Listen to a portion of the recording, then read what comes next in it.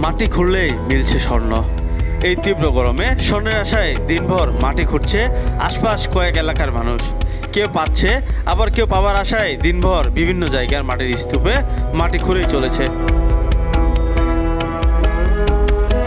আমরা যখন সোনাটা পাই, সোনাটা ছিল এত বড় বড়, কিছুটা এত বড় বড় আর সোনা মুখে শুনতেছি যে সবাই সোনা পাচ্ছে, তাই দেখি আমরাও যাই, যে ভাগ্য থাকে তো অবশ্যই পাবো, ভাগ্য না থাকলে নাই।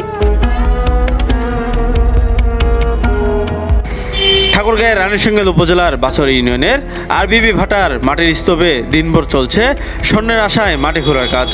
স্থানীয়রা বলছে ওই ভাটার মাটির স্তূপে অনেকেই সোনা পেয়েছে।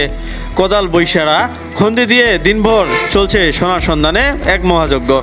মানে সোনা পাচ্ছে আর কি মানুষ পাইছে কি এর মধ্যে? হ্যাঁ, আমরা জেনে পাইছি। কি রকম পাইছে?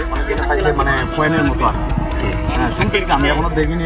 মানে কয়েনের মতো বলে একটু 50 পয়সা, কিন্তু মোটা একটু কালকে একদম পাইছে। সোনা পাতি শুনছি, সোনার গন্ধ থামা আসিল, একটু সোনা সোনা দিক পাই, একটু ভালো হয়।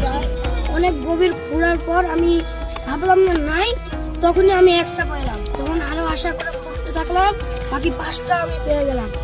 দিয়ে আমি বললাম যে তুই ঘুড়ি ঠিক করছিস, ঘুড়ি ঠিক কর, দিয়ে বাসা চলে যাবো, ঘুড়িটা তো ছিঁড়ে তখন আরো ভেঙে যাবে। তখন ঘুড়ি ঠিক করছিল, আমি ওগুলো নিয়ে খেলছিলাম। এই টাইমে তখন আবুল নামের ওই ছেলেটা চলে আসছে ফের। তখন বলছে যে তোমরা কি পাইছো? তখন আমরা বলছি না আর কি নিবার জন্য। তখন ওই না খুঁজলো, খুঁজে খুঁজে আমরা কিন্তু মাটির তলে লুকায় রাখছিলাম। দিয়ে তখন খুঁজে খুঁজে ওই বের করে নিল, দিয়ে বললো যে 6টা তো পেয়েছে, এগুলো তো আমাকে দিয়ে দাও। আপনি কয়দিন ধরে করতেছেন? আজকে এখনই আসলাম। এই যাবত কি কেউ এই ধরনের সোনা বা কোনো ধরনের বাইরে থেকে শুনেছি পাইছি, আমরা আসিনি, আজকে আসলেন? কতক্ষণ ধরে করতেছেন? আধা ঘন্টা হয়ে গেছে।